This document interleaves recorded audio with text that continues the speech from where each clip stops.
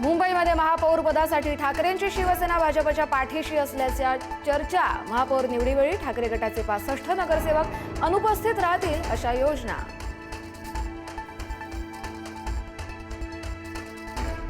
शिवसेनेच्या नवनिर्वाचित नगरसेवकांचा गट आज स्थापन करणार। गटनेतेपदासाठी यामिनी जाधव, तृष्णा विश्वासराव आणि अमेय घोले यांच्या नावाची चर्चा। गट स्थापन केल्यास नगरसेवक फुटीची भीती टळणार।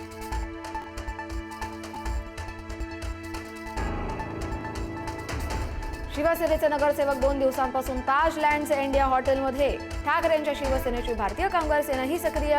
शिवसेनेच्या नगरसेवकांशी संवाद साधण्याचा प्रयत्न।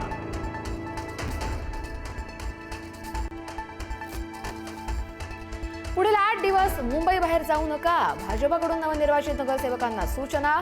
मुंबई महापालिकेमध्ये सत्ता स्थापनेसाठी 8 ते 10 दिवस लागणार, त्यामुळे कुणीच मुंबई बाहेर जाऊ नये अशा सूचना।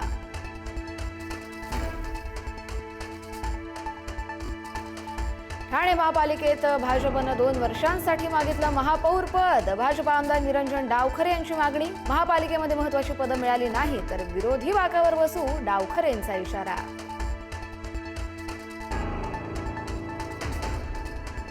उल्हासनगरमध्ये वंचितचे 2 नगरसेवक शिंदेच्या शिवसेनेच्या गळाला। वंचितच्या सुरेखा सोनवणे, विकास खरात यांचा शिंदे सेनेला पाठिंबा। शिंदेची भेट घेऊन दिलं पाठिंब्याचं पत्र।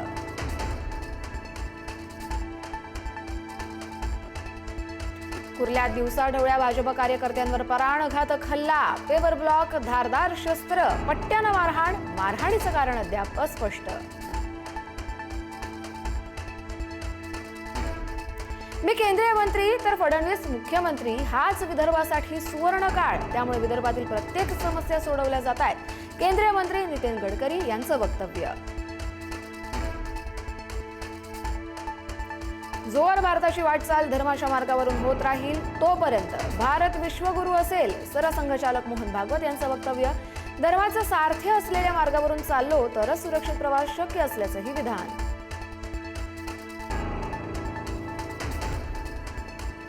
बिहार सरकार मुंबईत बिहार भवन बांधणार। 30 मजले अत्याधुनिक भवनासाठी 314 कोटी 20 लाख रुपयांचा खर्च होणार।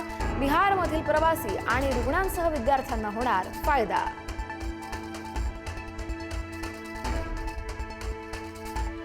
डॉक्टर संग्राम पाटील यांना परदेशात जाण्यापासून रोखलं। मुंबई विमानतळावर इमिग्रेशन विभागाची कारवाई। लुकआउट नोटीस अद्याप रद्द न झाल्यानं इमिग्रेशन विभागानं रोखलं।